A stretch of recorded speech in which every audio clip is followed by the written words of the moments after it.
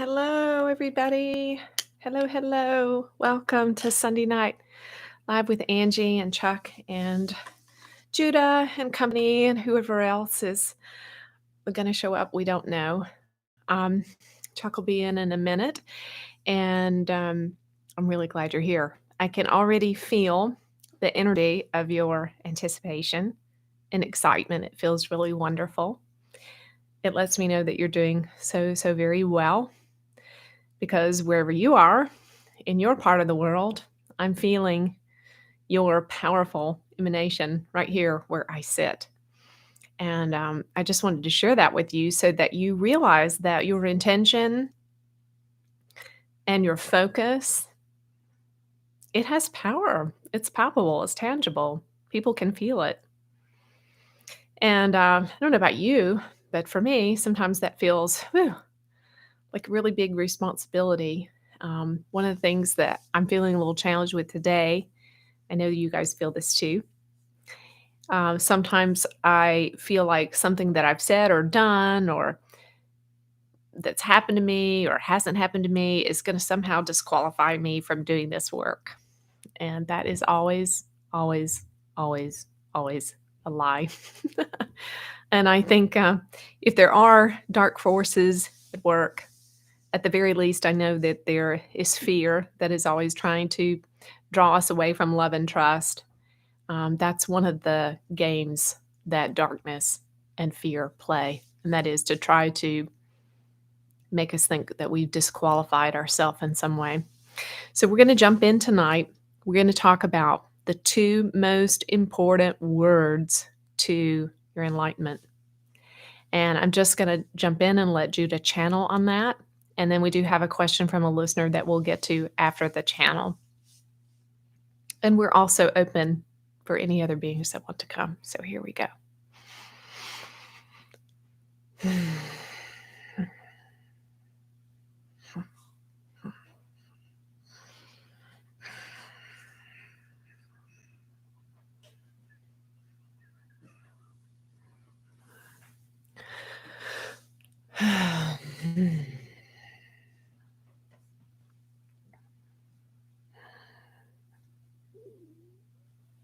Hey, come on in.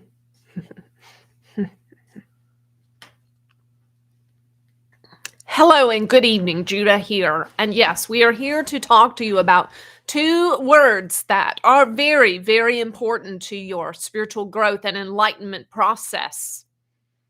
They are two words that an enlightened being can say with confidence from a point of knowing and being.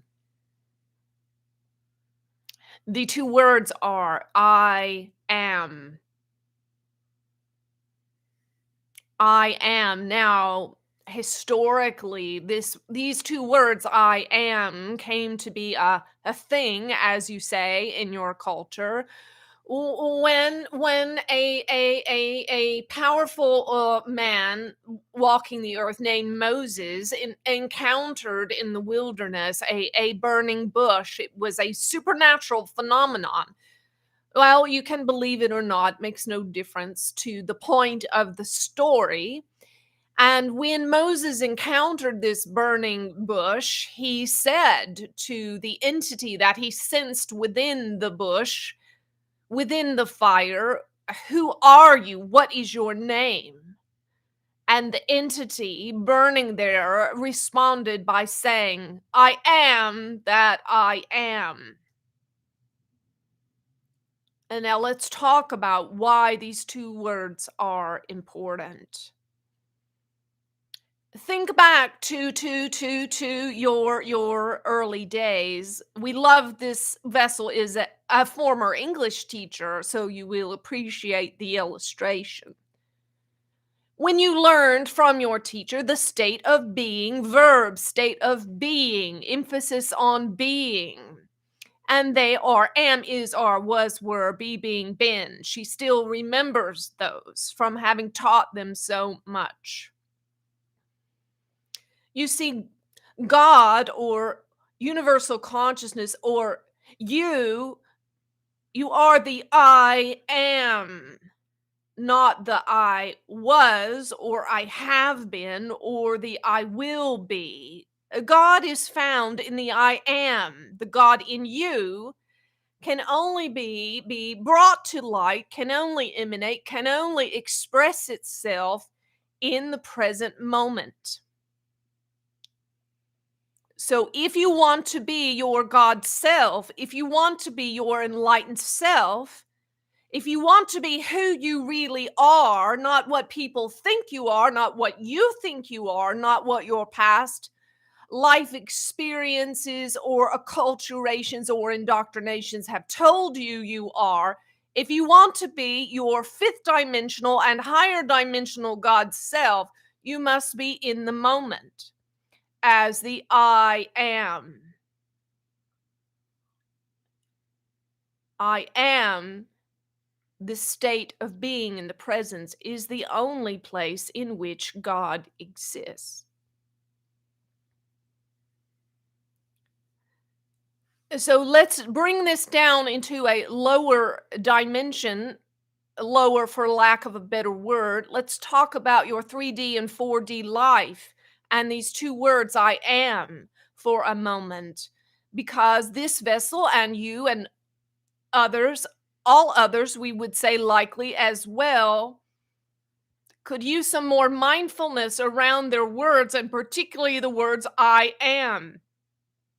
Now, in the third dimension of your material day to day life, you might say, I am thirsty, I am late, I am tired, I am hungry, and so on. Many myriads of things you might say about your 3D circumstance using the words I am.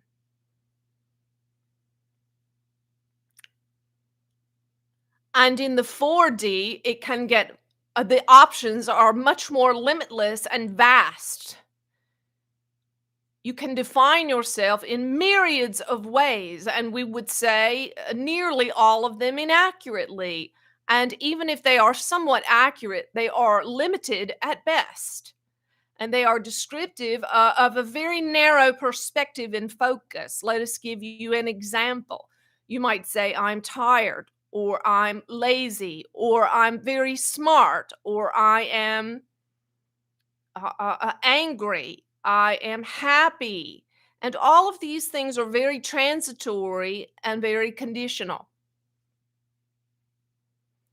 So you can use these words to describe your emotional state, but this is a lower perspective or way of looking at yourself and your circumstance because your emotional state is constantly changing. Constantly, like clouds moving across the sky. And what you are is so much more vast than your emotional state or a thought that you think. And at worst, when you say I am, you are defining something. You are judging something. You are putting yourself in a pocket of a thing. I am sick. Well, okay. If you're sick, you're sick. Keep saying it, I am sick, and you will reinforce it to yourself. You see, because your words of I am are very powerful tools of creation. Now, and the strongest I am statements are those spoken to you when you were young and you've absorbed them and you believe them to be true. I am a victim. I'm not that smart. I'm not very competent or whatever you think about yourself. If you want to get free of that, you might want to stop saying I am, or at least be mindful of your I am statements. Now, also in this fourth dimensional realm, you may make statements such as about your roles. I am a teacher. I am a wife. I am a businessman. I am a student. I am a brother. and so on. And there are probably for each of you, probably 5 to 10 different roles with which you would describe yourself in an I am statement. And they may be accurate, and so be it. Nothing wrong with that as descriptors for information. But if you think of yourself only in that context, you have limited yourself to being a fourth dimensional being, and you will not find yourself moving up into higher realms of the fifth dimension and beyond. You see, this vessel, for example, is all so much more than wife, mother, neighbor, friend, orator, writer, artist, singer, whatever. Those are simply labels. She is an infinite being, an enlightened soul who has impact in her world and beyond and into the cosmos. And if you hold on to roles, your I am statements from your fourth dimensional perspective, you will be limited to that. And that is fine if that is what you have chosen. There is nothing wrong with that. And if you choose that, so be it. But on the other side of life, when you pass on from this life, you will suddenly see that you were ever so much more than you ever imagined. You are the I am. The I am, you see. So if you can drop the words that you put after I am, drop them all. Drop all of them. They are mental concepts. They are mental concepts born of thought and emotional loops with which you find yourself treading like a hamster on a wheel. So drop the words after I am and simply just be. Be. I am. I am. This is the essence of God, is life and existence. And you are life. You are existence. You are God manifest in flesh and bone and skin in the place in which you sit in this moment.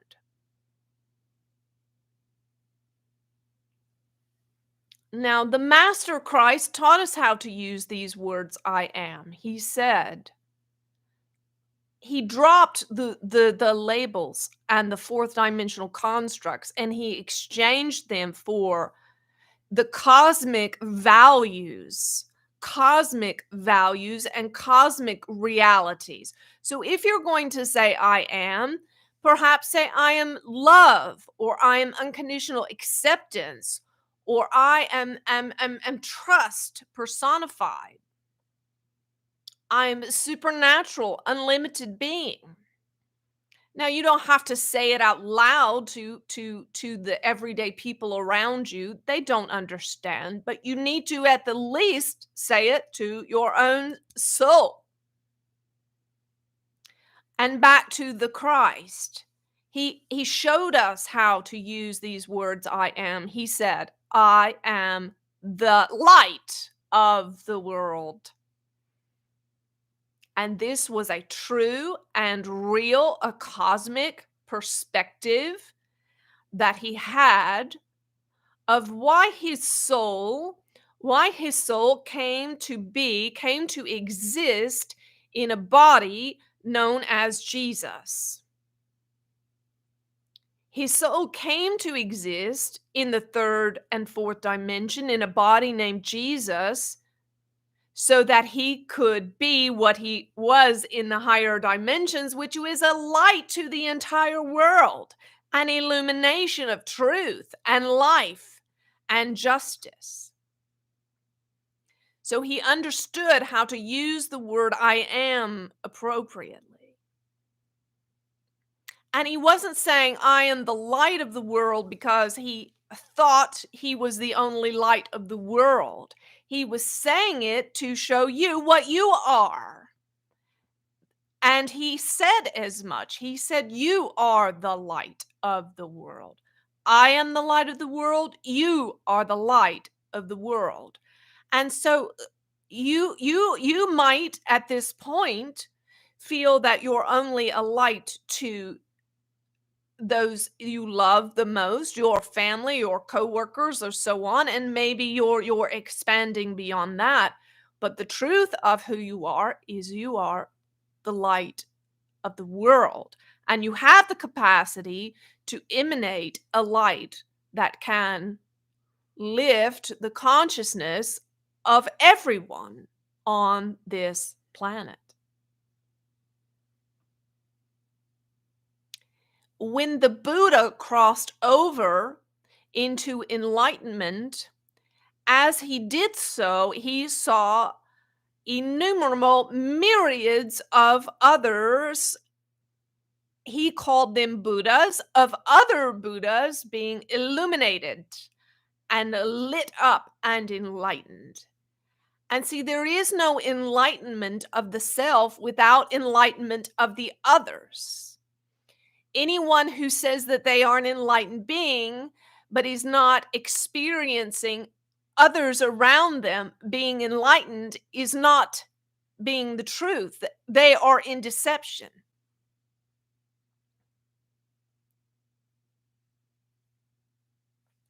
And when the Buddha died, it is said that his last words were, "Be your own light," you see. And that it's why the two most important words are "I am," not "you are," or "you should be," or "I wish I was," or "you ought to be," or you, I'm blaming you and pointing my finger at you. No, the two most important words are "I am." Now back to the Christ. He also said, "I am the door." What door was he speaking of? Of course, he wasn't speaking of a third dimensional physical door. He was speaking of a higher dimensional door. He understood that his soul and the essence of who he was as an enlightened being in an earthly body was opening doors, opening doors, opening doors in the realm of heaven so that heaven could come down onto the earth. He understood that he was a door. So I challenge you. Can you see yourself as a door? Can you say, "I am the door"? When you go to work tomorrow morning, can you say, "I am the door," meaning that because of your presence in that place, you are opening a portal to unseen realms and supernatural authority and love, and every great grace will flow through you, the door, through you, the door to all you encounter. He also said, "I am the way, the truth, the life." And again, not exclusionary, but saying them as examples of what your "I am" statements can be.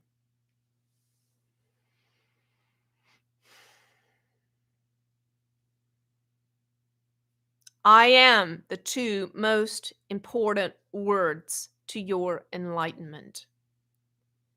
And if you remember nothing of what has been said here,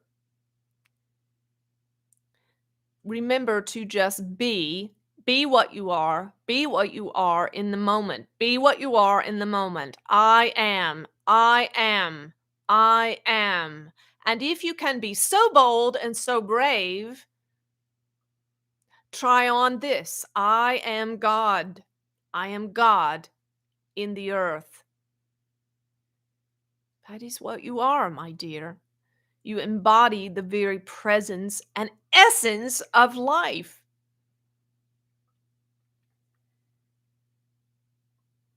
And all the rest is a lie.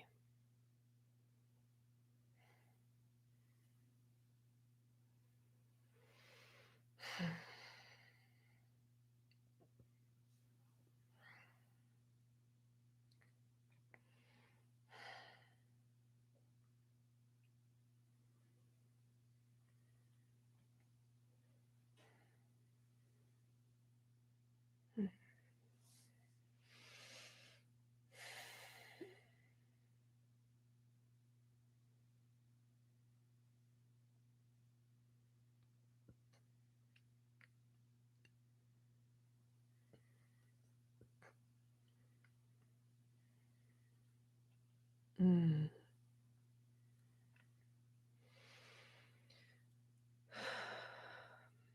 Okay, I'm going to ask if there are some higher beings that would give us an energetic transfer or transmission to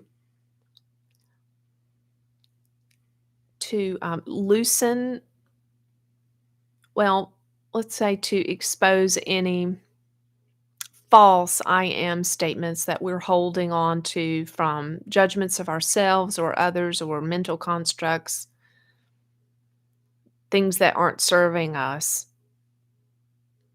Yes, yes, yes. Hello, dear. We are the Pleiadian sisters, and we would love to dovetail with Judah, working in cooperation, which we love to do. There is no competition between higher dimensional beings.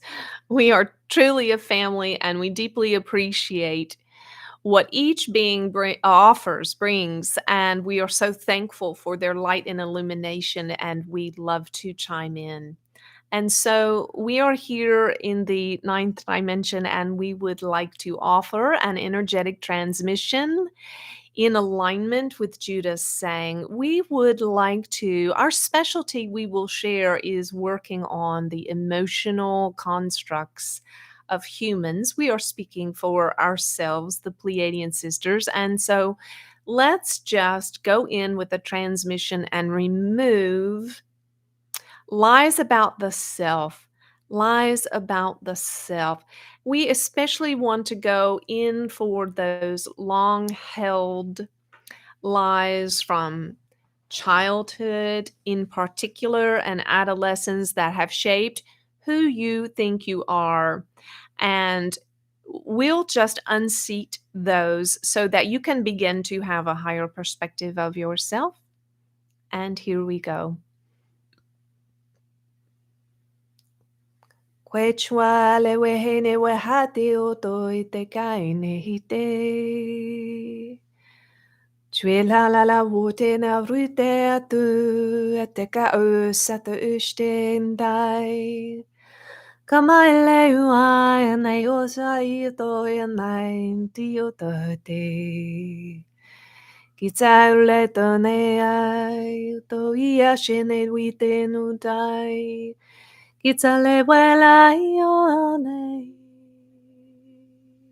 o generate oto. Yes, and take a deep breath. And another deep breath. Quilea deo valeo iteo toi.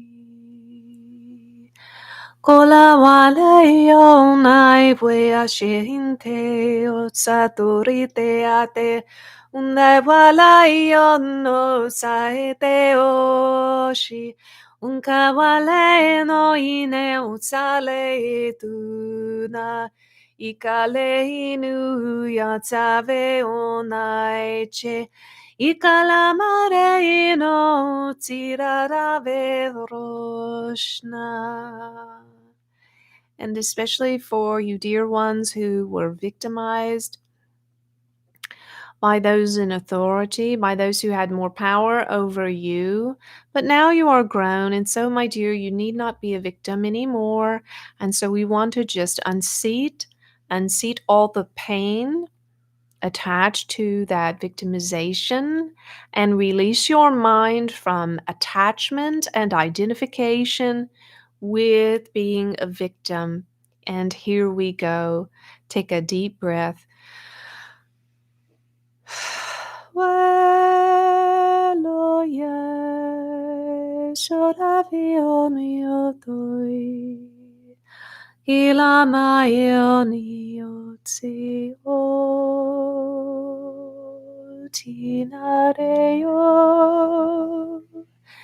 Kimalaya lo unayotsi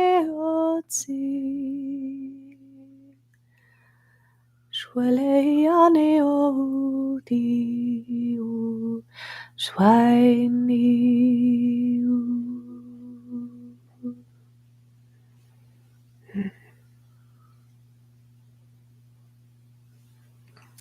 And I would just like to add my own prayer to that, from my heart to yours.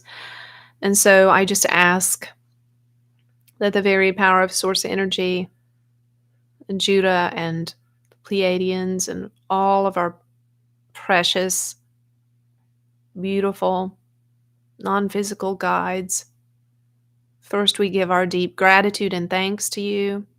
And I ask that each and every one listening would be completely released from every mental and emotional construct that tells them who they are, that is not in alignment with the will of Source for their life. And I speak and say that all of those definitions and roles and descriptors from past, present, parallel, and future lives will be canceled out and null and void. And I speak to your soul to rise up and to expand in the moment as the I am that you are.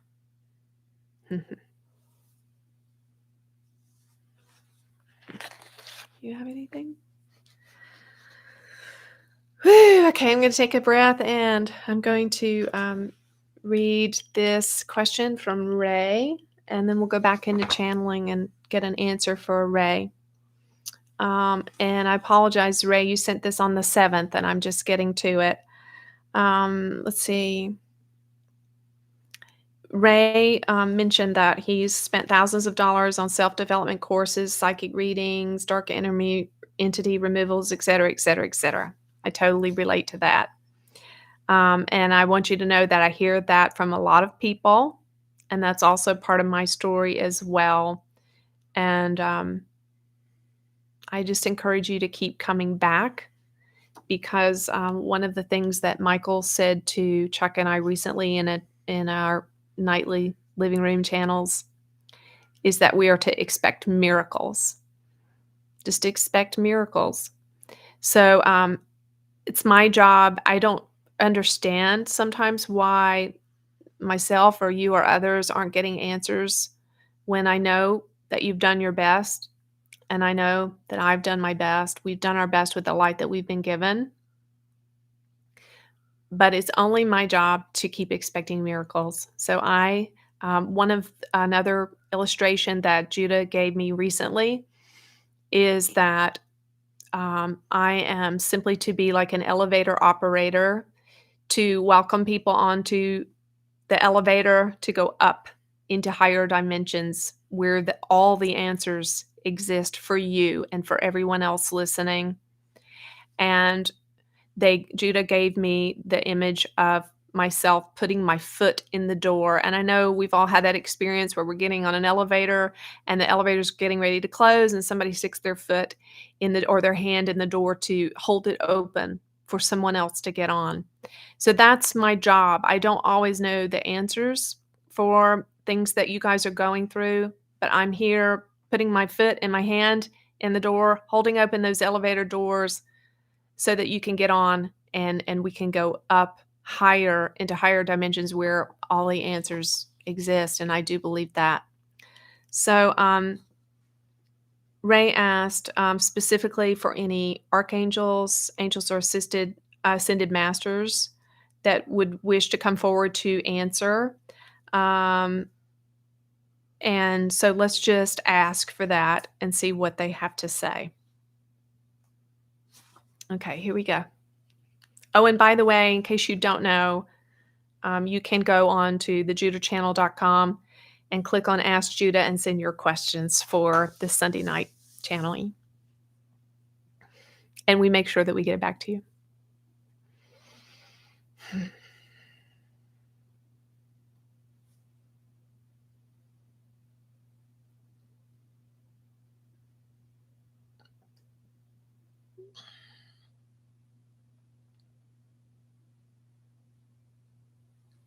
Okay, dear Ray, Judah here. Thank you for your communications and know that we see you. We know your name. We know your situations and your desires, and you're not forgotten or disqualified in any way. And it is a truth that for some, there is a suffering and a dark night of the soul on the path to enlightenment. And this is for the purpose of releasing your attachment to what you think you must have, or you think you must be. And it is ever so painful at times, and this vessel understands. And the Christ was an example as well. Suffering is not required. It is not a requirement for enlightenment, but for some, it is a part of their path. And the reasons for this are innumerable. They can be because attachments are very strong to certain egoic parts of the nature, and other times because of many karmic dynamics from past lives that you cannot see. And so there are times when your heart just cries out, why, and why me? But you must just know that there is one who sees all and knows all and understands all, and that one does not go to sleep or neglect, reject, or fail you in any way. That one is on the job. And so, as you have asked to hear from those beings, and why haven't they answered your request? And this is a little difficult for you to understand, but every time you have asked, you have always received an answer. Always.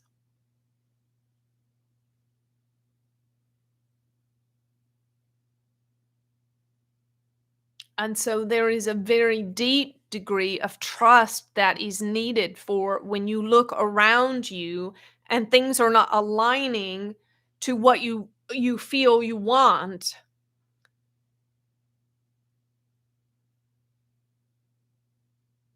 It can lead you to believe an untruth that you have not been heard or answered.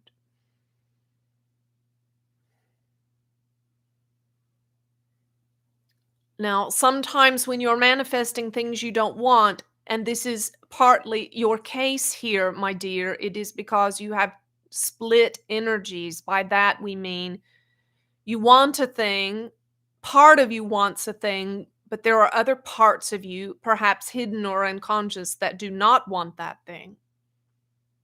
You see. For example, when this vessel was chronically ill for 2 years, she felt that all she wanted was to be well again. But the truth was, there are some very deeply rooted subconscious parts that did not want to be well because there was a payoff. Because for in the first time in her life, she wasn't having to work herself into exhaustion by her own performance demands and pressure to excel and perfectionism and so on. She was getting relief from that part of her by being sick. So understand, my dear, that sometimes you aren't manifesting things that you want, things that you have asked for, because there are parts of you, perhaps hidden to your subconscious, to your conscious mind, that do not want those things. So you can spend some time in meditation looking for this sort of split energy.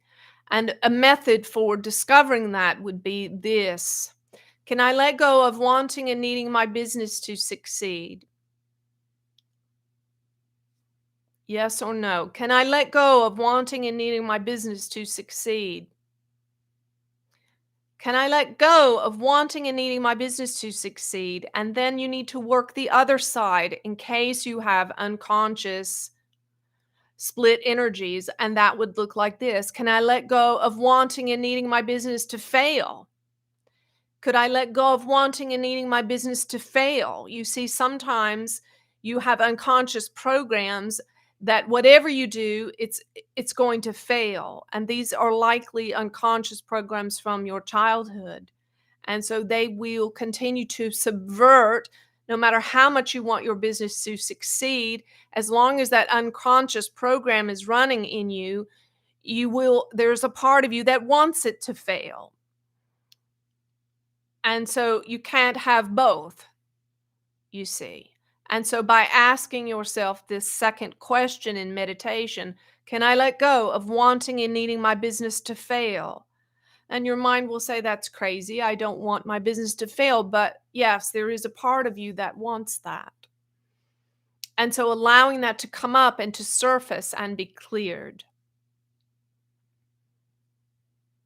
And so keep working there, keep working on that. And accept whatever answer rises in your heart, whether it's yes or no. Can I let go of wanting and needing my business to succeed? And can I let go of wanting and needing my business to fail? And when all else fails, pray this prayer: your kingdom come, your will be done, and surrender it all if you can.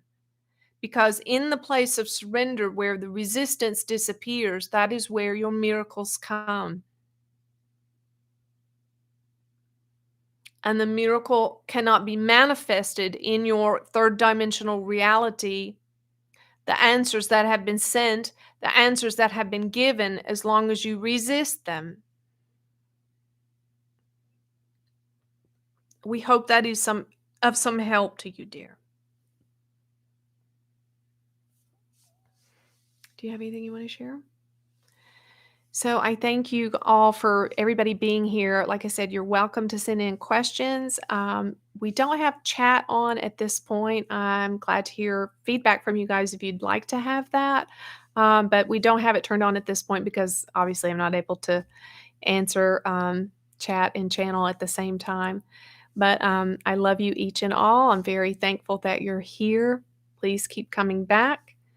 We're sending you prayers and hope you are sending them our way as well. And we wish you the happiest of holidays. I'm not sure if we will be here next Sunday night or not, but if we're going to be here on Christmas Day, we will send out an email just to let you know. Likely we'll be seeing you back here on January the 8th because next Sunday's Christmas Day and the Sunday after that is New Year's Day. So thanks, guys. Thanks for being here.